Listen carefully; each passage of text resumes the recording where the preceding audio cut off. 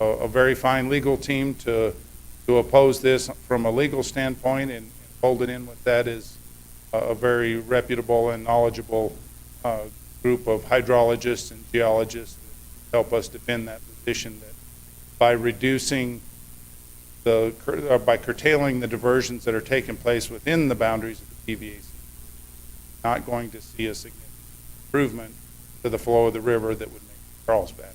Really where the rubber meets the road in this scenario.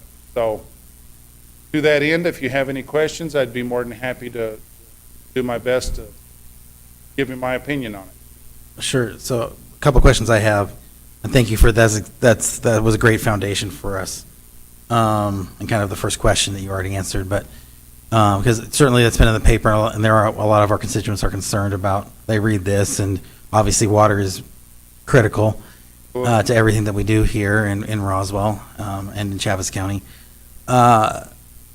So I guess my first question is, and obviously you're not Carlsbad, so you can't tell me definitively, but why would somebody make this kind of call to the state engineer? What kind of circumstance would precipitate a call like this?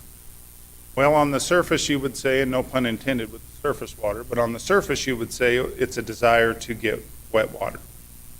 Armed with the knowledge that that is just about a mathematical uncertainty, then there's only one other major motivator that I know to move mankind, and that is the almighty dollar. So under the state engineers, what we refer to as AWRM, AWRM, which is the Active Water Resource Management concept, the state engineer does have the ability to come up with an alternative to priority administration. Under a hypothetical alternative, there could be a scenario where the state engineer comes up with an understanding that a junior could continue to divert the entire amount of his water right in exchange for money. And theoretically, that money would go to the senior that is being impaired by the junior that is impairing him. So I'm going out on a limb, but sure, I would offer that is probably as much motivation as wet water as the notion that in lieu of water they would receive money from some source. But as far as you know, they haven't had any of their normal sources decrease to an amount where they're having a water shortage or anything of that nature.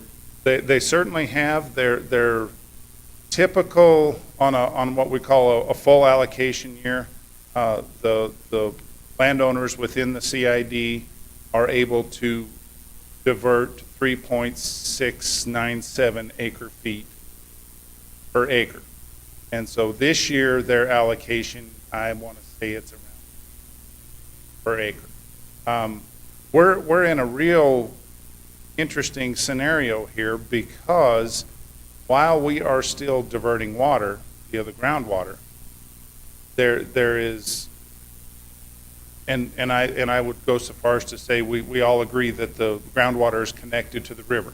That is the concept of conjunctive management. But I would submit that our system can't contribute to the river unless we have inflow. In other words, if it doesn't rain, the river's not going to flow. Furthermore, to that point, the primary storage facilities for the Carlsbad Irrigation District are upstream. So if there's no water in Santa Rosa and in Fort Sumner, it's difficult to say that anything we could do here would yield water to Brantley. Typically, the way that's done, they catch that water upstream. Just as a sidebar, Brantley is maybe the worst place on the planet to try and store water. It's a reservoir that is got a lot of acreage that translates to shallow water. That water warms up, the evaporation rate is significant, and it leaks out the bottom. So you got water going up, you got water leaking down. It's just a bad place to try and store water. So they store their water upstream, and then when they get ready to come onto irrigation systems, we refer to as a block release, where they let a whole bunch of water down the river all at once to try and minimize the losses between point A and point B. if there's nothing upstream, there's nothing to release. So, and it's worth noting that the Roswell area is what we call a gaining reach of the river. That means where we measure the flow of the river north of town, there's more water that makes it to Brantley than started at the north side of town. So we check that water, what we call the Acme gauge, and we're consistently a gaining reach of the river. And as the drought continues, I'm sure that amount that we contribute to the river will go down. But that's to be expected. We Sure. simply haven't had any rain. So I hope that lengthy answer encompassed what you were asking. Great. That certainly does. Other questions before we, because we have another speaker as well. Other questions from the committee? If not, I appreciate you, if you'll hang out just in case as we discuss this, we might need to pick your brain again. Thank you very much. Happy to. Thank you. Mr. Chairman, Committee, the last time a report was done along the water rights was in 1991, and it was done by Atkins Engineering. I have Chris Cortez from Atkins Engineering, who I still consider some of the experts in the water right field, and he's just going to give us some ideas of maybe what are you asking for and some of the types of reports and other things, insight that he would have as a consultant. Thank you. Good afternoon. Chair, Mr. Committee. Chris Cortez, I'm with Atkins Engineering Associates here in Roswell. I'm a project manager. I'm not an engineer. But I'm a well-trained parrot. Get him out of here. So we'll talk to you a little bit about what I brought for you guys. Was I went back in some of our records and worked in the Roswell Basin quite some time. And found some old reports that Atkins had done, kind of probably shore up some of that information. The front matter, I would ignore the analysis portion because that was in the 90s, and of course the analysis of water rights transfer evolved some since the early 1990s here in the Roswell Basin. But this kind of gives you a summary. That front matter is pretty rich with detail about the water rights that are owned by the city of Roswell and haven't changed that much. I think the PVACD has a good explanation on what's going on with the priority call. Water security to me, obviously physical security is the thing, right? We talk about infrastructure and physical security. I think you guys are more interested in, the security of your paper water rights as opposed to your wet water production. So obviously, I think the comments by the PVACD are really important that the CID's position is just at the early stages. Nothing with water happens particularly fast. You have a lot of diversity of priority dates, but everything you have is of course junior to CID, things like HIC. So, but you have a lot of diversity in priority date. Priority date's one of those aspects of a water right that you can't change. It is what it is, right? It's not a malleable part of a water right. You go to change a water right, whether you're changing point of diversion or place of use, purpose of use, say a farm from irrigation to municipal type uses, you don't get to change the priority date, right? The priority date is something static that you're. So I think it's hard to know exactly what you guys are looking for. It could be pretty diverse, like Mr. Nahar said.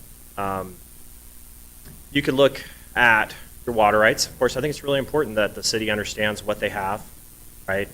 And the disposition of those water rights is how they're permitted, and then of course how they're produced, what wells are producing what water rights. You have some leases. You have a lease to Leprino. You have leased farms that were purchased back in earlier days. Some of that actually was word here. Planning and zoning boards, my understanding, that purchasing those farms with more senior priority dates was part of the strategy that people were employing at the time. I think the junior aspect of water rights for the city of Roswell really come from probably two specific well fields, Roswell Industrial Air Center, which of course didn't exist until the war. And so, the drilling of the wells at the Roswell Industrial Air Center, Roswell Air Center, was part of the war response. So they're pretty junior. They're in the 40s, right, 1940s. But you have other well fields and water rights that are much older than that, right? And then the stuff on 6 Mile Hill. 6 Mile Hill was outside of the declared Roswell Basin. They went out there, and so those have a junior right, but of course everything is junior, basically CID. So junior is one of those terms that it's a relative term, right? It's hard to know. Will there be priority administration? If it were to occur, how long would it take for that to come to be? Or would there be alternatives sought? And I think for that, the city should look at what PVACD mean as a good starting point and contemplate that. How that might play out, it is kind of unknown. If I was with tea leaves, I'd call it the magic 8 ball. We don't know. There's been many instances of almost priority calls or started priority calls, and they've dissipated, right? Last of which got a bunch of rain there. And then would there be an alternative sought out to priority administration? And how would it be done if it were done? Those are all the things you'd be there. I think the attention on water is important, though. The city's made big strides with metering. You have the physical aspect of your infrastructure, your pipes. You guys are a big part of that. Conservation of water, all those things that all the municipalities are getting better at implementing. Updates to those kind of concepts, conservation plans, 40-year plans. All those things are in your wheelhouse as a municipality to pursue through maybe not a company like us, but larger companies. There's a lot of them around that can do this kind of work. We tend to focus in on the water rights aspect of it. There's a lot of options you can get into. Just kind of depends on where you guys want to go. Stand for anything. Have anything. Right. I'm glad to hear that we're thinking about it. It's just where you want to go. Thank you. Okay. Thank you. Any questions from the committee right now? So let me kind of punch in here with some of this. Obviously, this call has brought this to the surface, so to speak. But as we're planning for the future of our community, we want to make sure that we're in a good spot.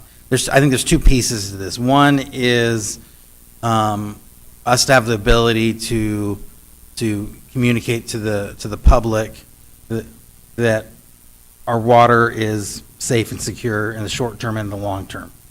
I think that's an important thing. I think when people hear these things, people will get nervous. And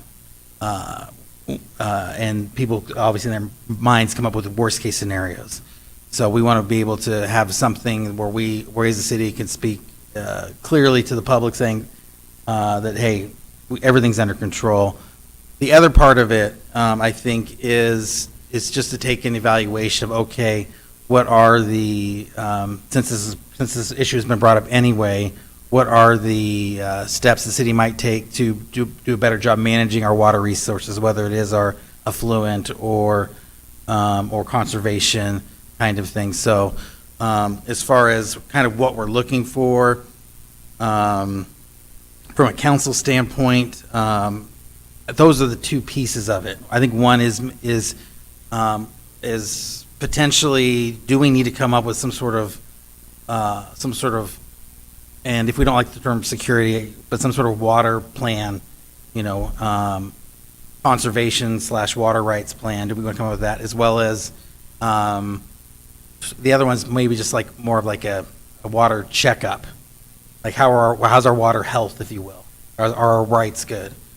Is the drought affecting us? All those kind of things, and that happening on a regular basis. I mentioned every other year, but it could be every 5 years. I'm not sure.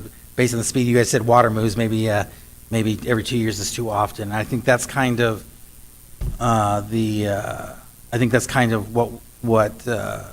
I'm hoping for, and some of the other councils I've talked to discuss that we might be interested in seeing especially if the staff could caught the vision as well. So I'd love to hear staff's thoughts on any of this stuff and continue the discussion. I think and I'm trying to read between the lines here, between you and then some of the other conversations we've had with other members of the governing body. Yeah. I think what you're looking for is just kind of where we're at right now. And then how secure are our water rights with scenarios, because all you can do is scenarios, as Aaron said. I mean, there's been talks about calls, but they haven't come around. And we can talk about the scenarios that would happen with the water right. But the other thing that we have to be thinking about, and the other fellows have brought it up, and if you read the news and you see everything, water is not a forever thing. We need to start thinking for the future. We need to start thinking about conservation. And I know a lot of people don't like to think about conservation. I know when I go to, I forgot which building it is, that you see the picture of the artesian well just flowing with no meters, no nothing. As a city engineer, that kind of hurts, because all that water that was wasted before we knew any better, I'll say that, before our forefathers knew any better, Sure. we can't get that back. Can't get that back. So we need to start thinking about the future. Maybe we should start thinking about conserving water, and we have some of that in our ordinances now. The other thing, that when water hits the streets, you know, one of the topics that we're going to be talking about later tonight is pavement maintenance. Well, the water in the street grows potholes, and the water in the street, it goes out there and it doesn't come back, because it gets evaporated or it hits the system somewhere. But I could come up with some scenarios, some ideas, talk with Atkins, talk with another consultant, and come up with some possible direction we could go with reports, and see if you guys want to think about them for next time.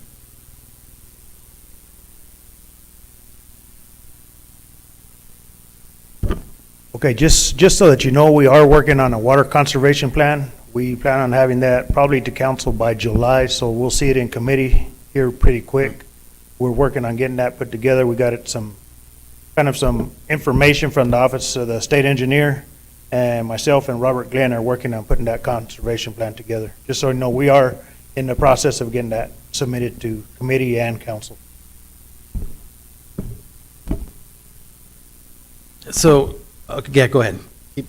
No, in the water conservation plan, if you remember, when we put in the application to do Edgewood Waterline Phase 2, and we have an application in process with the Water Trust Board, the state is making it mandatory that all cities and entities have a water conservation plan.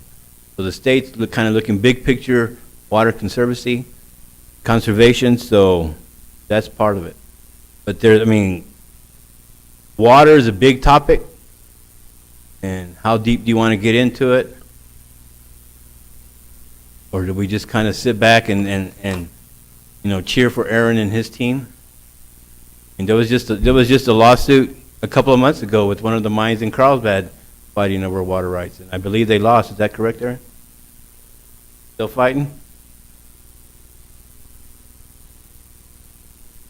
Yes, sir. I just wanted to bring up, there's two thoughts that I had here. First of all, I didn't mention some of the work that the PVACD does and has done since the 30s, and that is we keep our finger on the pulse of the aquifer pretty close. Today, my guys were in the field. We've got 10 wells in the valley.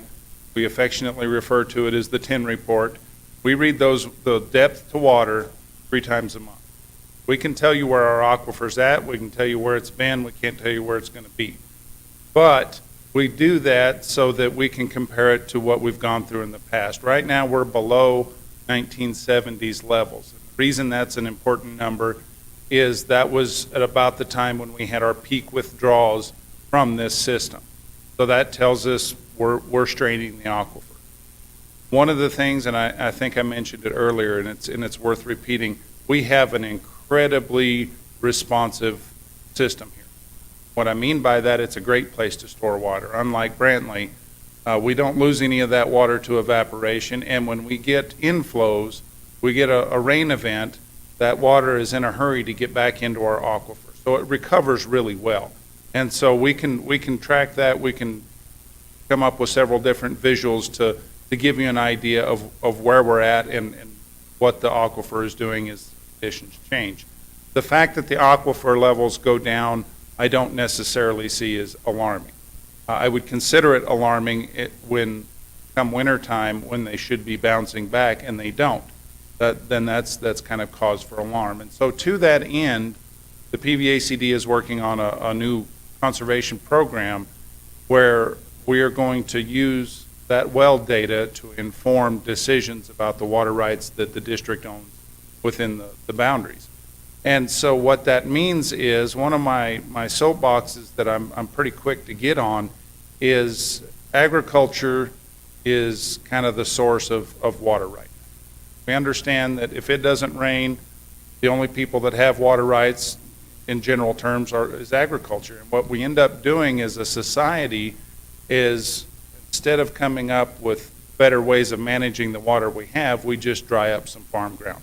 We refer to it as buy and dry, and I think that's the worst solution. It's the easiest and it's the cheapest, but that's the worst solution that we can look to fix a water scarcity problem.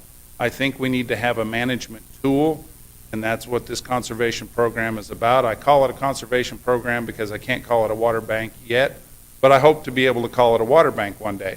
And the idea being is, when those 10 wells tell me that our aquifer's in good shape, that water becomes available to go back to work in the community, because that is stimulating the economy.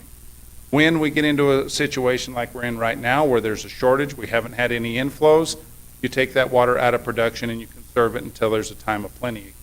And we manage it a little more intensively, and that removal from agriculture then is not just a one-way street. And I've said it before and I'll say it again, if you've liked being dependent on foreign oil, you're going to love being dependent on foreign food. So I don't want to see us go down that road where we're just doing a buy and dry as a solution to water shortage. So those are two things that I think are noteworthy, and be happy to work with you all. And the 10 report is readily available, and I can certainly provide that. Thank you. Thank you. Counselor. Thank you, Chairman. I think this is a great idea.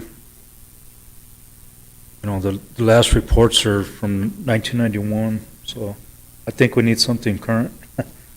And I also think that we need more conservation, and I know they're working on it. But they also need, the city needs to be able to find those people that are wasting water. Because I know that there's a big building right downtown, they waste a lot of water every day. And I drive by there every day and I see water. And the pavement's all torn up. And I know they're working on it. And also want to talk about contamination. You know, you have all this water, but if it gets contaminated, what's the city going to do? And there's several plumes of contamination around Roswell and at the Air Center. And from the old Air Force Base, there's a lot of new contamination that's going to be coming in. So the city needs to look at that and be proactive and address that. And it's going to cost a lot of money to deal with that contamination. Thank you. Thank you. Go ahead, sir. Mr. Chair, committee members, also you'll see a lot of change coming with this conservation plan. We are going to be updating a lot of the city ordinance coming in, where we have enforcement for wasting of water and everything else. There'll be a whole lot tied to it. You'll see a lot of changes coming. We'll have a lot of stuff coming to here in order to change policy and ordinance. Just so you know, it will be strictly enforced, whatever plan that we roll with on our conservation plan. So you'll see that coming. I mean, I just want to give you that quick information, because you are correct. It does need to have some some kind of teeth to it, some bite, so that we can hold people accountable for that waste of a precious resource. I just have one question for you. Has the city thought about using the effluent from the wastewater plant for irrigation?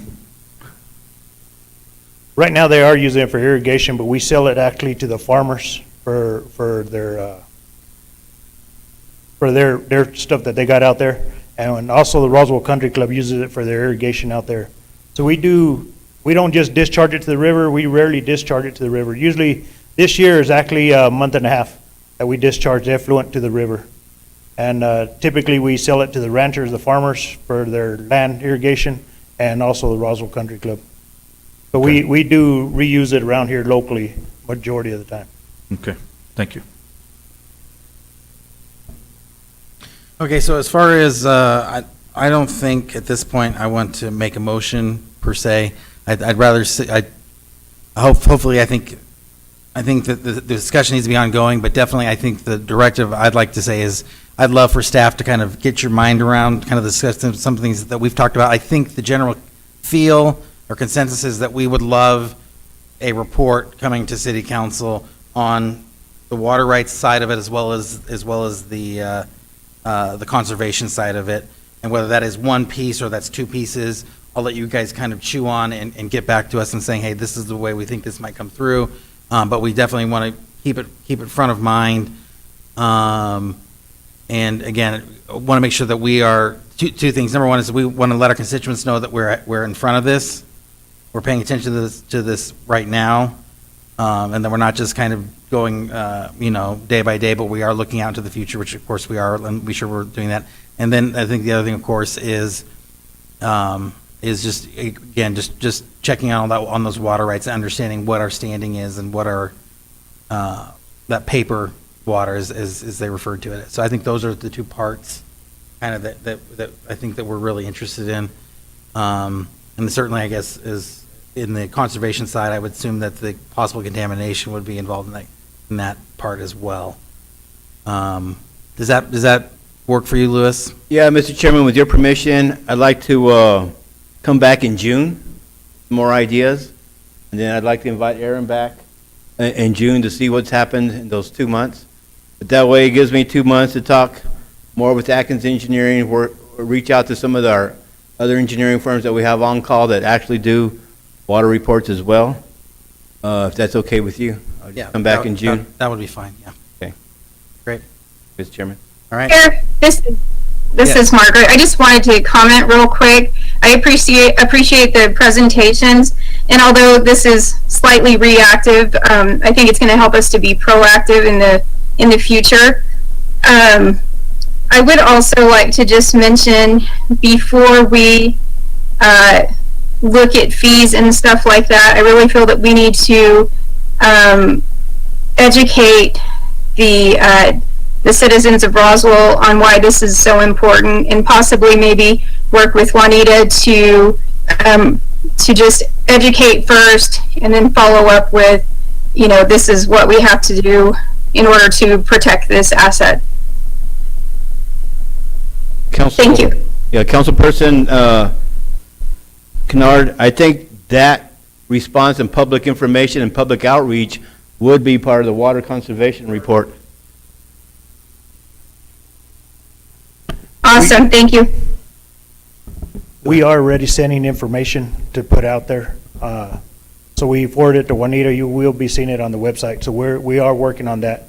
Mr. Glenn sends a bunch of information to try to get on there. Great. Yeah, and definitely, I would concur with Councilor Kennard, that, it's just really important. I think in an absence of information, people panic. And so the better job we can do with even educating them about where our water even comes from, the fact that none of our water comes out of the river itself, and those kind of things, it was interesting when Lewis told me that those tanks up on 6 Mile Hill, basically drain every day. I believe that's what you told me, right? They don't drain every day, but we have had them drain when there was a main break on the 48-inch water line. But we go through a lot of water. Yes, we We do. go through a lot of water, and so I think just the better we can educate our public about our water system, it'll help them understand the situation, and people won't jump to conclusions. That's where we always get in trouble. People don't have all the information. They hear something, and they can tend to panic, and we want to reassure with people with the real information, so, thank you. Okay, if there's no other comments on that, we will move on to item number 7, sidewalk repair, funding, and prioritization resolution. Mr. Nahar. Yes, sir. Mr. Chairman and committee, again, this is another request brought on by Chairperson Roebuck. And city manager or his designee will at least once a year submit to the governing body via the infrastructure committee a priority list for sidewalk repairs for amendment and approval, for the top priority of an urgent project cost. For the top priority and urgent projects, cost estimates should be included. I understand a sidewalk repair and resolution. You know, some of the questions I threw out, how will locations be chosen, economic needs of neighborhood, traffic count, pedestrian count, proximity to schools, street classification, politically, how much would be allocated to the sidewalk repairs, improvements, would this be general fund? I would also like to emphasize that as I read what you're asking for, it has nothing to do with the city code. It would still be the responsibility of the adjacent property owners for maintenance and repair of any projects that we went through and built. So as you look at the slides in front of you, there's a couple examples. That one on the left where you see the asphalt patch and you see the sloped driveway. If we were to build, let's say I'm going to build a project and I have some federal funding and I have to address and correct some ADA stuff. As you look at that, the hard thing there would be that you would have to make the bottom of it next to the curb flat. And then from the back of the curb, then you would go up. So in this, what would happen is you would, to fix the curb, you would steepen the driveway of the private individual. So those are some of the things that we consider. Anytime we go out there, or even the water maintenance people, when we repair where there's a water line break, and we had to fix stuff, every site's different. Everybody's yard's different. Sometimes we had to put retaining walls, retaining curb, all this to hold their yard up while we fixed the sidewalk. Because the thing is, once we go in there to fix it, we're obligated under the ADA laws and transition laws, stuff that we have with New Mexico DOT on file, to bring it to compliance. On the other picture, you can see where some of the sidewalk is shifted up. I would venture to guess you got the irrigation system there, plus you have probably a tree roots pushing it up. But again, I just want to emphasize that every location, every block is different. And if you want to, I can't give you a blanket cost straight across for every street. And then the question I have, what are you looking for with this resolution? And if you want a list of sidewalks, again, how are we going to choose it? Number one, how much money are we going to get? Because we can use up sidewalk money just as fast as we can use road money. So I'm looking for direction on what does council want. Yeah, thank you, Louis. So, in the whole sidewalk dilemma has been something that we've been facing for as long as I've been involved in city council, and I'm sure it's been going on for years and years before that. We have this dilemma where the state law and city statute requires property owners to install and maintain sidewalk where they have active buildings, homes, anything. The challenge, of course, is that sidewalk, as you just mentioned, is not cheap. And so for some of our homeowners, even a small portion of sidewalk, you're looking at repairs at the minimum, $5,000, and they can go way up from there. And so we have laws that are effectively unenforceable from an economic standpoint, because technically speaking, the city could go out and we could go out and write tickets for all these people, and we could use code enforcement, we could put liens on their properties, repair it, and charge them for the sidewalks. That's not really a politically viable a solution at this point. I don't know if it ever will be. I know that the city manager has attempted to, and he can speak to this if he wants, has attempted to create some sort of programs to help property owners who want to get their, whether it's providing a loan or some sort of way to help them financially to get through that. And I think those are great projects. And so what I'm trying to do with this particular concept is really sidestep that entire question. And to really say, okay, in some ways that is a unsolvable problem. At least we've been working on it. We haven't come up with a good solution yet, and I don't see a good solution right around the corner. I certainly, in my own mind, can't figure out what the solution is. I can help solution propose.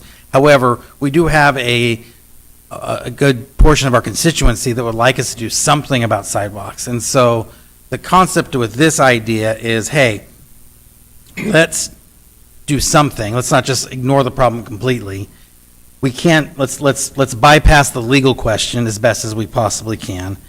And let's identify sidewalks that can be repaired or should be repaired that are in the general interest of the community. So whether it might be a highly trafficked, and Mr. Nahar came up with some great potential things. Maybe it's a place where there's a lot of foot traffic and the sidewalk is one of these sidewalks that's in terrible shape. And so there is a benefit to the community as a whole. It might be a retail district. It might be some other things that would give it that. How do we determine that? Well, gosh, I think staff can figure that out, right? But I think I think all of the criteria potentially are good criteria, and certainly we could, the council could definitely provide guidance along those lines. Although I think it would almost be better for staff to kind of come up with what they think is a good set of criteria, or the city manager, whoever he wanted to have involved in that. And again, using that overarching value of it's beneficial, generally speaking, for the entire community. It's something that it provides benefit to the community as a whole, and identify those projects so that we can at least start, no pun intended, chipping away at the sidewalk problem, and hopefully at some point we're able to figure out the other issue, which is the bigger issue, which again, there's no easy solution to that. So, Joe, if you're welcome to Thank you, swing at that Mr. if you want Chair. Committee, this resolution, I feel that this resolution is a starting point of trying to develop out a full-blown plan as to how we're going to tackle over 390 miles of, well, and actually you double that, over 700 miles of sidewalks within the city. We've done a couple presentations with the council. We'll clean that up a little bit and bring it back in there. We've determined a lot of different pieces, but I'd rather present that thing as a whole so that you have an idea of where we're at, where we're going. Next week on Thursday at the Finance Committee, we will be presenting the projected budget for this upcoming year. And along with this resolution, we will try to identify funding that can go directly to the sidewalks as well too. In some cases, what we're hoping is that we can utilize assessments, so property owners don't have to go out of pocket that way. We can utilize the assessment and it can be paid over time, as long with the city's money, and all these pieces will come together for that purpose, so that we can kind of meet all the different conditions. I think that the Roswell used to have, a long time ago, according to Councilor Henderson, a low-income type assistance program as well too. We'll bring some of that back as well too. We have not been able to find that policy anywhere written, and so what we're going to do is we'll recreate it and make it work. So what I'm hoping for is that community development and the engineering department will work together, will help to identify the plan. We have parts of our city that don't have sidewalks at all. In today's world, they're required to have them, but we want to focus on these kind of conditions first. So that'll be the plan. We'll bring that back forward as it comes, but we're hoping to set aside money that will assist with this in the budget. I'm optimistic that we'll have, because we don't know exactly how much we can spend, but we'll make a good educated guess on that. And I think even for starters, we need to make it, we don't need to go crazy with it. We just need to do enough to get a real project done, I guess would probably be the way The I was intent is to, raising. yeah, is to tackle it bite by bite. It is not to go out there because, again, these problems have occurred for years. So the idea is to recognize that we need to take some time and look at it and then start chipping away at it. And I believe that if you, with the life expectancy of at least 25 to 50 years for a sidewalk, if we chip away a little at a time, we'll get ahead of the game at some point in time. So that's our hope. So, so I guess my question for you is, are you comfortable with, as obviously I expect too that this would be a starting point, hopefully we can do some of those other things, but are you comfortable with staff being able to select projects that are deemed in the best interest of the city, and the city footing the bill for those projects in its entirety? Because I think that's how this is presented. I did not read it as that, but Okay. I read the resolution a little differently. I think it encompasses a little bit of all of it. And so, Certainly, I think, I'm sorry, you are correct. Certainly, I think the city manager, you guys could use that money anyway, that you had a program to, but lacking a program set up. when I read the resolution, yeah, I look at us establishing a program, and I look at establishing a funding source to go into that program and to start walking through that. The resolution itself does not change the state law, does not change the city code and everything, but this resolution gives us the guidance in order to move gracefully forward. So, and I believe that this will help us altogether with what it's trying to put across when I read it. We need a list. We need the list that everybody can understand of why we're doing what we're doing, and moving it through infrastructure committee is the best way to do that. Go ahead. Thank you, Chairman. I think this is a good idea. You know, we had a pretty good ordinance that we worked, was it a couple years ago? But a lot of people were against it because it forced the homeowner to pay for it, which, I mean, I thought it was a pretty good ordinance, and I know you guys worked a long time on it. One thing that just you might think about, if you look on page 27, it has all the street classifications on there. Yes. And one thing you might think about is a lot of the north and south roads are the main, the minor arterial street or the principal arterial street. In my opinion, I think those should be done first. Maybe not both sides, maybe just one side. And you could stretch it out a lot more if you just do one side with the sidewalk. And I appreciate what you're saying. We also have a couple maps from that presentation that we did back then coming forward. We have also went through the city and identified where all the schools and where all the parks are. And then we came off of those for a safe route to school, walking path as well.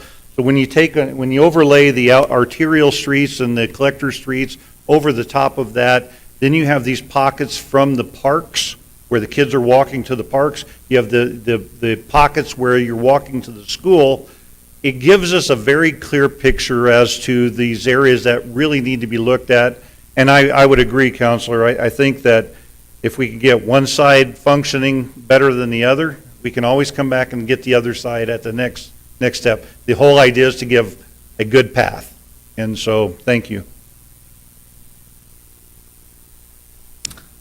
Yeah, I was even thinking about, driving on College, which is a pretty, although it wasn't designed as a main thoroughfare from east-west, it certainly has become that.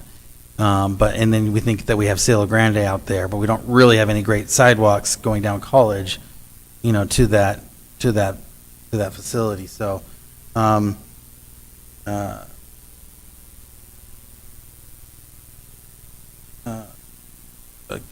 any other counselors have any other comments?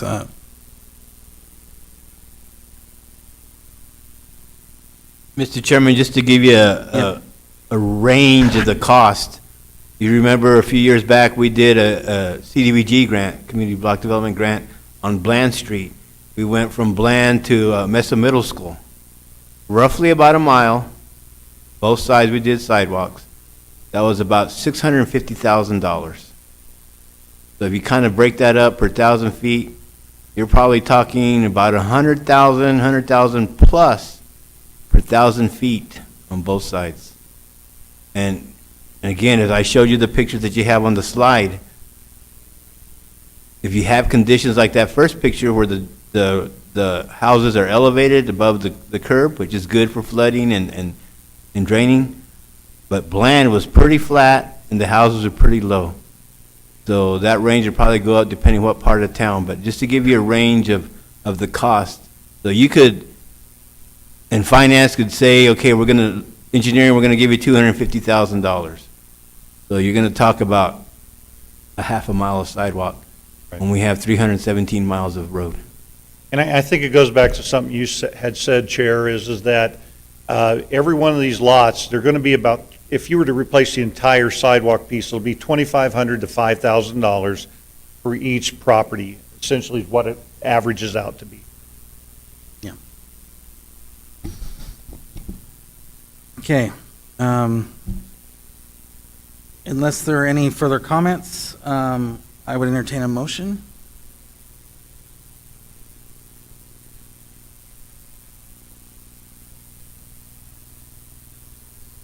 I make a motion to consider Resolution 21-XX sidewalk repair funding and prioritization program. Second. All those in favor say aye. Aye. Aye.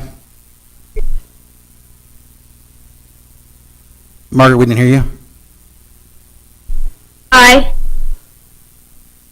Opposed? Motion passes. Thank you. Item number 8. Mr. Chairman Committee, again, item number 8 is consider resolution 21-XX, road repair funding and prioritization program. It's more or less the same conversation we just had with sidewalks, but now applying it to the roads. I want to kind of go over kind of the tools that we have in the background. Have Quinn Miller with our streets department. They basically take care of number 1, sweeping and pothole repair. And that's a never-ending job. They're always going all the time. And unfortunately, even though we buy expensive sweepers, they have expensive breakdowns quite often. It's the nature of the game. Our city crews are also the ones that do the crack sealing. Most recently, you saw them on North Main doing some crack sealing. Item number 3, the other thing we have in our golf bag is the microsurface only. Microsurface only is, if you look at the pictures on the slide, it'll be the middle picture. That's what we used to do through the residentials, but we haven't been funded for residential work for a few years. Number 4 is the hot recycle and microsurfacing, the 1-2 punch, which if you were paying attention, we did that on Poe, South Garden, East Mescalero, 19th, North Union, and South Union we just barely finished. We did the hot recycle and then the microsurface to cape it and get some service. Side note, we're going to start striping all that May 3rd. We've got the stripers coming down. The number 5 is the Nova Chip. The Nova Chip is what we just finished on North Main Street between College and Country Club. And that's what we're doing. We've also been funded, what you're going to be talking about in this meeting, to do some more Nova Chips, doing another, just like we did on North Main, in cooperation with the New Mexico DOT. And we're going to do College from Maine to Atkinson. And again, as Councilor Peterson kind of talked about, doing the most traveled streets first. That's basically what we've been doing with our payment management. You want to have your primary streets, the first streets that people drive the most, and then you go there off of traffic use, and that's how you come up with our list of limited dollars. We also go after the DOT and anywhere there's any link tied in with the highway system and try to get them to give us some money, which they have been doing. In your pictures there, you got the hot recycled train, the upper left, and then you got the Nova chip on the right. Item number 6 is the mill and fill. We haven't done one of those in a few years. The last ones we did was on North Main from Berendo to Pine Lodge, where we milled it out 3 inches, and then we filled it in with 3 inches. And then number 7, remove and reconstruct pavement structure. We just advertised the North Atkinson project from 2nd to Cherry. We're going to open bids in May for that project. We're going to completely take out the pavement and go down 18 inches deep, put in some geogrid to stabilize it, that old farmland that we've been, just keeps failing on us. We're trying to strengthen it. But those are your expensive projects. We're doing a half a mile right there. That's probably going to be $1.6 million. We're getting $1 million from $1 million from the DOT. Again, you guys, Councilor Peterson brought up the street classifications. You have the street classification map in your packet. Plus, also, you have the street classifications that was a little bit more elaborate that the pavement condition study did. We've been asked, how do we come up with the list? Well, we come up with the list with using the pavement condition. We look at those streets, and street department, they drive those streets every day. They know where they're having to put all the potholes. So we marry those. Chairman Roebuck, I invited you to the cussing and discussing session, because that's what we do. I mean, Quinn and I look at each other, and we have to compromise. Well, let's do this one, let's do that one, and we come up with the list, and we come up with the list and cost. And what you have in your packet is what we submitted to in a March meeting to finance, which Juan Fuentes has these, and that's what we're calling what we've submitted for our pavement maintenance program for this fiscal year 2022.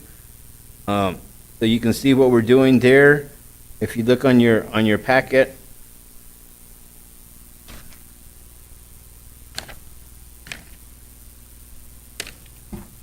On page 33 of your packet, what you see right there, that's what we're proposing to hot recycle and microsurface. Portions of 8th Street, portions of North Washington, portions of Richardson, portions of South Lee, more South Garden and South Virginia.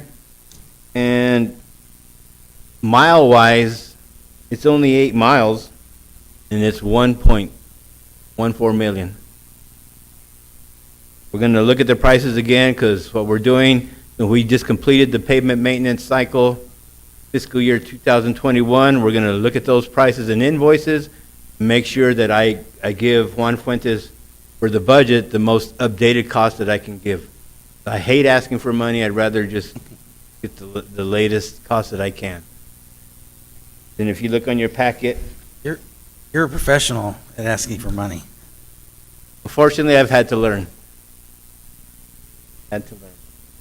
Then on page 34, those are some streets that we would just recommend microsurfacing only. 3 miles, $275,000. We look on page 35. Here's where we get into some mill and fills. I am happy that the application from New Mexico DOT fiscal year 2022, College, Maine to Atkinson, the Nova chip. We're going to go 50-50 with the DOT. The local district approved going 50-50 with that. That's one of the resolutions you'll be talking about pretty soon in this meeting. But we're going to do about a mile there, $400,000. And then if you paid attention in the legislature, they did give us $889,000 for the second bridge on North Garden, just south of the one we just finished. Estimated cost is $1 million. So we get $889,000 from legislature, then we can do some road work and get that going, at least from Cherry and tie into the bridge that we left off. But you can see all the streets that we're proposing. You have the North Atkinson project, Second to Cherry, which we're bidding. And the Spring River Trail, I threw it in there because it is pavement maintenance. We found out now doing these trail projects and designing these trail projects, it's about $250,000 a mile just for a 10-foot wide trail to maintain and to overlay and to cut out the root problems, to cut out some of the areas where it's sloughing off because of the slopes or whatever else. And then you can see the mill and fields that we had, North Garden, second to Cherry. You've all heard about that. Washington, McGaffey to Alameda. I mean, these streets have been on the list, but we haven't got any mill and field money for a while. So with regard to your resolution, yes, we could have the resolution. This is the list that we're proposing as a as a cooperation, the list that came together with streets and engineering. This would be the first item that would be printed or, so to speak, for your resolution. But again, I welcome any input, and yes, I'm asking for more money, Mr. Chairman, because I know one of the discussions is we haven't done any residential work. My recommendation is give a fund for residential work, and then, yes, politically, I would take that money and divide it to the 5 wards. That way, we could do a little bit of work in every ward. And I stand for any questions, and kind of like what Mr. Nebb said about the resolution, it's a good start. And Joe, would you like to say anything? Okay.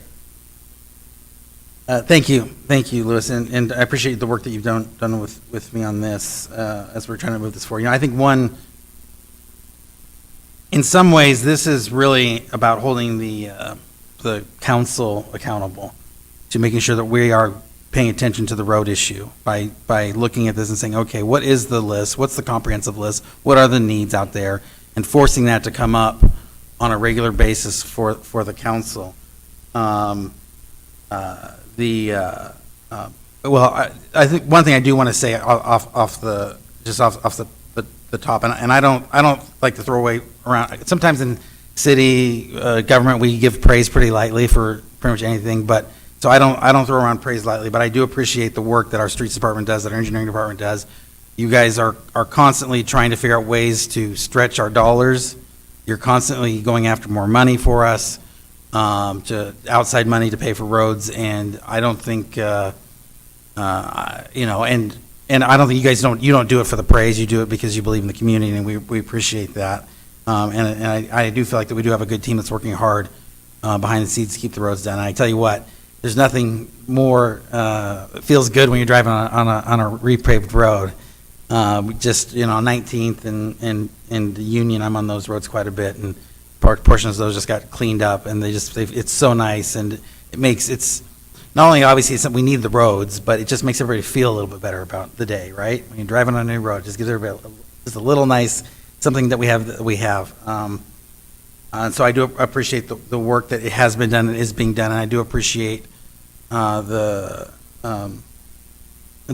aggressive way that our team works to maximize taxpayers' dollars, to get the most roads done, to be creative with it, and I appreciate those attitudes and that philosophy. So, something that I think really where this kind of came from was when we've been, the manhole project keeps coming up, and we talked about that manhole project, and basically after 40 years, we'll have gone through all the manholes and it'll be time to start over again, and it's a program, and I feel like that because of whatever crisis is in budgeting or whatever, it's been really easy for the council to say, well, just spend money on the big streets because they're the most important because they've got all the traffic. But that makes all of our little streets a sort of a ticking time bomb because they all deteriorate as well.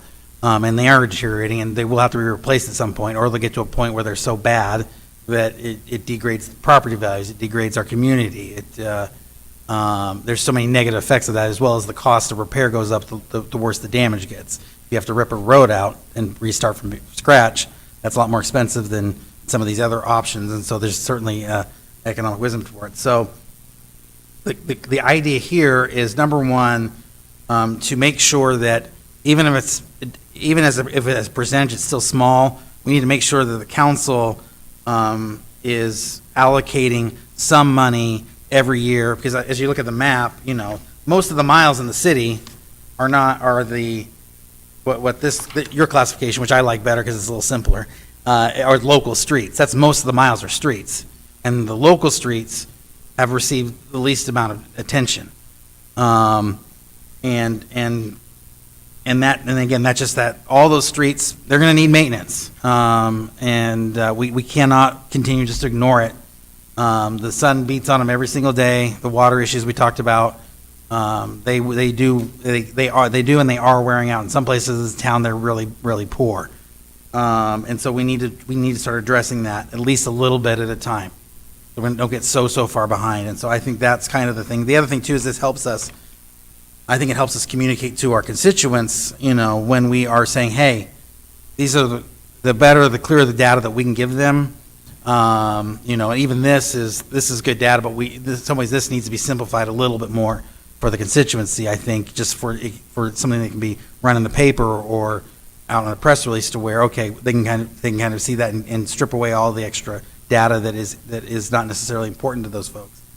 So they can say, okay, I know this street, I just drove on it because my business is on it or my home's on it, or I drive, or sometime I drive on it. Okay, I can see where this is in the priority list. I can see that somebody in the city knows that this is a problem and they plan on getting into it at some point. I think that's an important piece. And then if the council, as we represent our constituents, if we decide, hey, our constituents want us to fix these streets faster, then we go to the constituency and say, hey, we're going to figure out, what do you want us to cut? Do you want us to stop funding some other thing in the city? Do you want us to raise taxes? Do you want us to bond? What do you want us to do? And I think this kind of, if we can get this kind of prioritization program going, split it up between the different types of roads so that we can make sure we're not neglecting that. Again, not necessarily evenly. Obviously, I think what we'll initially want to do for the local streets is a small percentage of what we're spending on our larger streets, but something. And I think, I just think there's just so much value in doing that for our constituents, and as well as just for our mentality of, hey, we don't let anything just go away. We have to stop the thing of like, we just don't have money for it. We have to figure out a way to pay for these things. We have to figure out a way. We have to figure out where we have to make cuts. We have to figure out, you know, how we have to pay for that. And so, as opposed to ignoring the problems and kicking them down the road. And I think the other thing that I think really, for me, was an impetus on this was you guys did a great streets report, and you brought to the council, I don't know, 6 months ago, 8 months ago, maybe longer than that. And we looked at that, and and there was literally no comment on it from any of the councilors, if I remember correctly, and myself included. I'm as guilty as any of the other.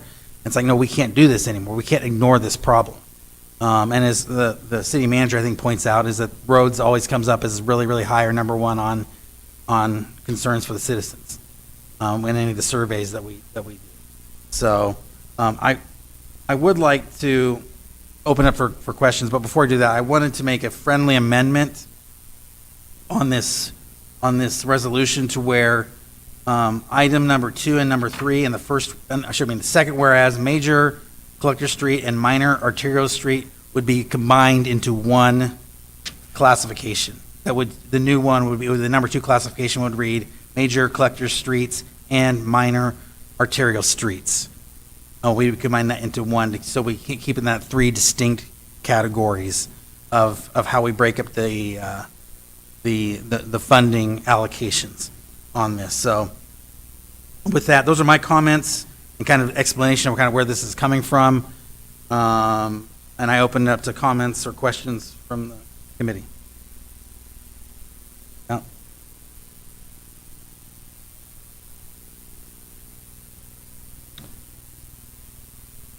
Again, this is a great idea. The number one thing that the citizens have wanted in Roswell is the streets being fixed. The city manager knows that. And he wants to put more money.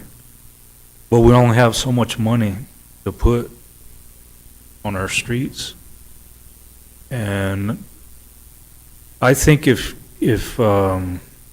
somebody proposed a tax on the street, $15 million bond or $20 million, over so many years. I think the people, give them the chance to vote on it, I think they would pass that. Because that, that's going to go to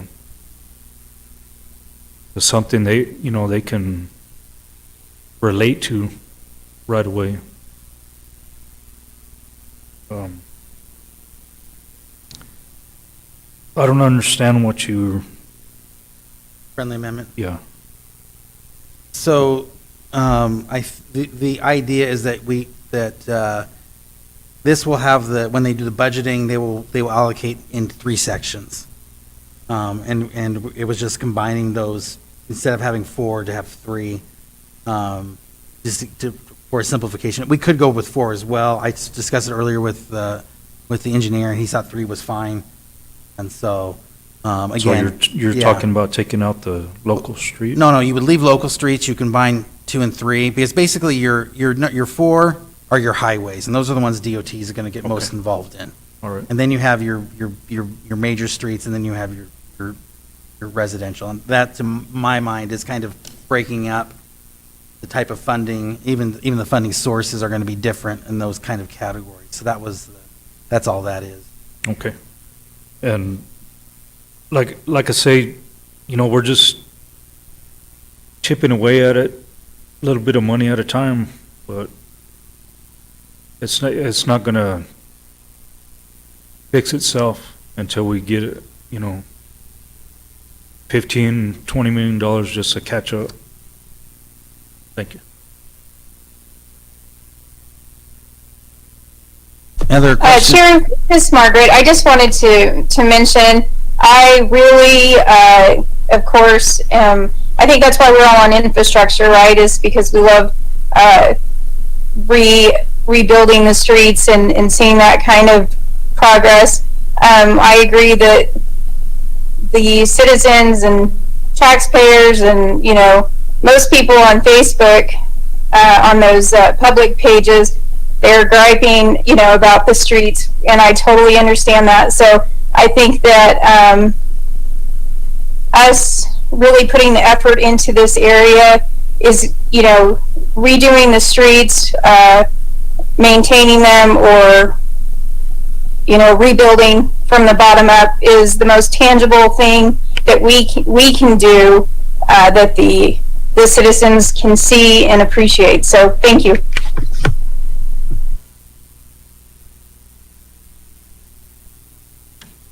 Any other comments from the committee or staff?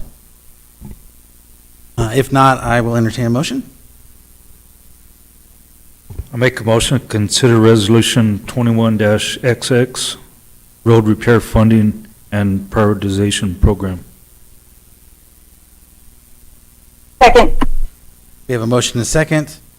All those in favor say aye. Aye. Aye. Aye. Opposed, say nay. Motion passes.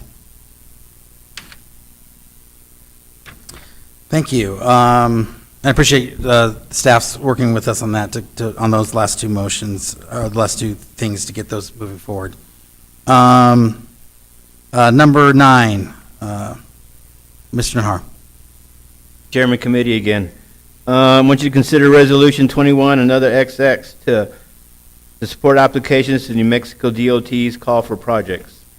So in your packet on page 38, you have the letter that was sent out by the DOT asking for a call for projects. We did this in 2019. And we put in several projects, and the one that hit was the Country Club and Main traffic light. It's the same thing this year. They're asking for projects. They want them to be shovel-ready so you could start expending the money in 3 months. And it's a 95% DOT money, 5% city, which is super. So the projects I'm recommending are projects that the city of Roswell Engineering Department we could have ready, or we already have ready, ready to go. And if you give us the money, we could put a contract together and bid it out in a hurry.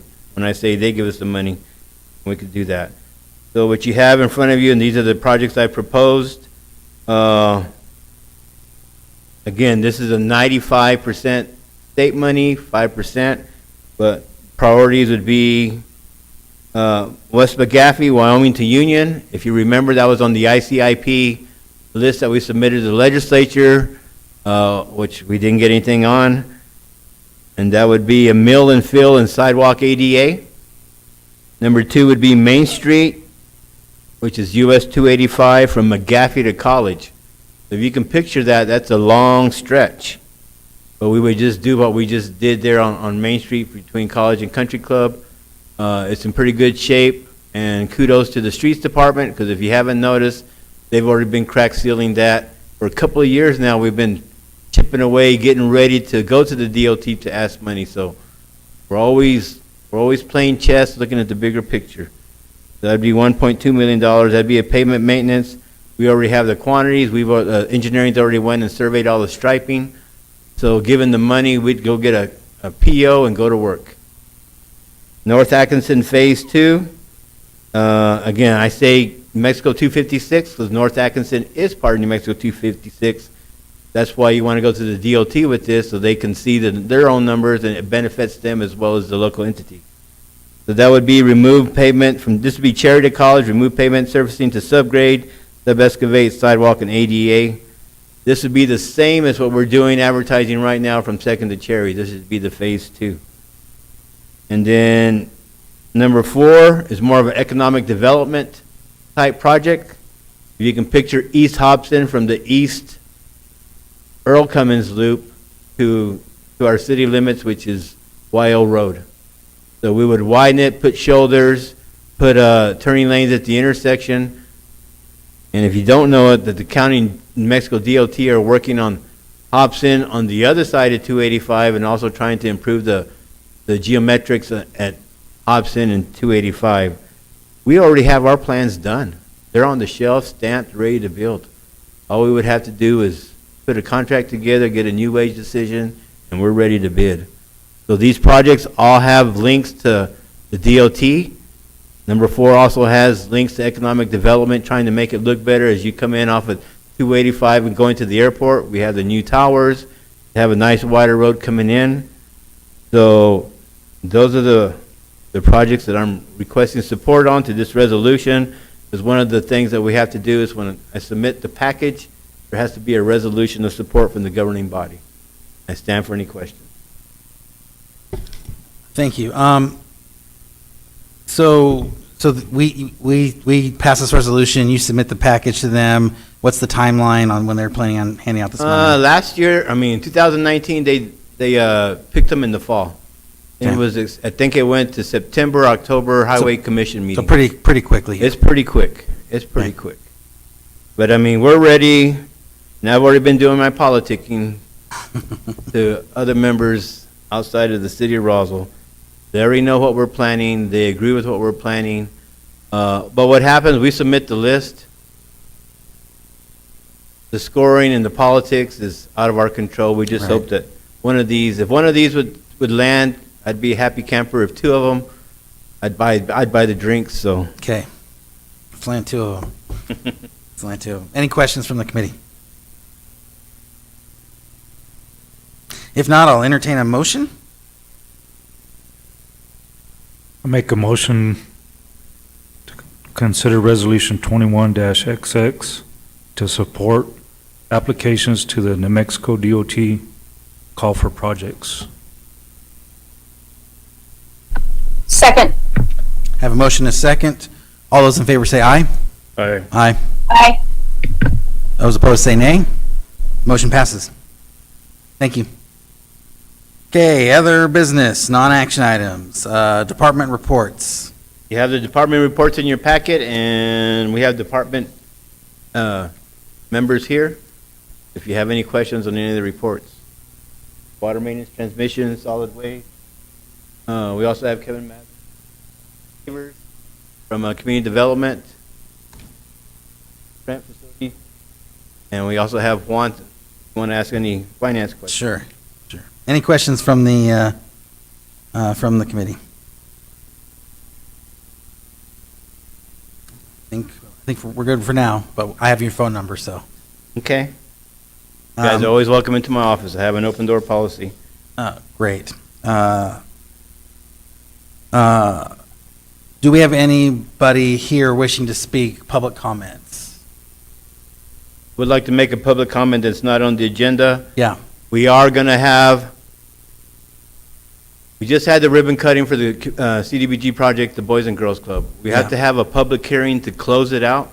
Oh, okay. That's just part of the rules. At the same public hearing, we can also be asking for future projects. Going along the lines, may I suggest that we look at some sidewalk projects with the next CDBG project? Again, CDBG project would have to be low-income neighborhoods, but it's a good pool of money.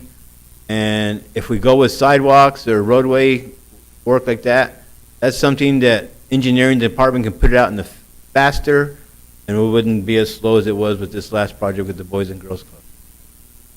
Great. Anybody online? Did she want to comment?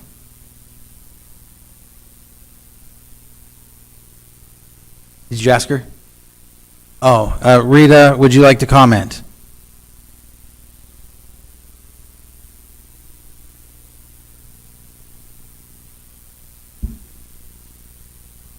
Okay, she's not unmuting. Okay, thank you, Rita, for attending online. You're always welcome to come in person as well if you feel comfortable with that. If that's the case, our next meeting is May 24, 2021. We are adjourned. Thank you very much, everybody.